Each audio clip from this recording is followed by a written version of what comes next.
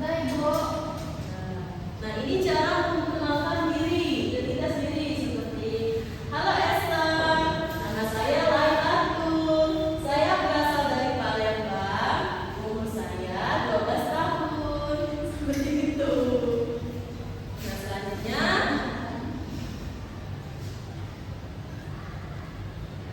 bentuk identitas diri itu bukan hanya dari perkenalan mulut, bisa juga dari kartu pelajar, kartu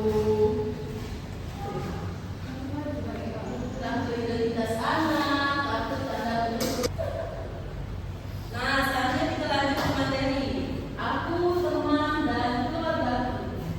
Kita sebagai manusia itu tidak dapat hidup sendiri tanpa bantuan orang lain. Nah, oleh karena itu, manusia disebut makhluk sosial. Kita dan orang lain itu harus hidup berdampingan, baik dengan teman sekolah, teman di kelas, teman di dosen, dengan tetangga di rumah, maupun dengan lingkungan masyarakat. Nah, setiap peserta didik di kelas memiliki budaya masing-masing yang beraneka ragam. Perbedaan tersebut itu menunjukkan adanya kekayaan bangsa Indonesia. Selanjutnya ada suku di Indonesia. Suku di Indonesia itu suku di Sumatera. Di Pulau Sumatera itu ada suku Melayu, Batak, Aceh, Gayo, Nias, Minang, Palembang. Ibu, Gayo itu dari mana? Gayo itu berasal dari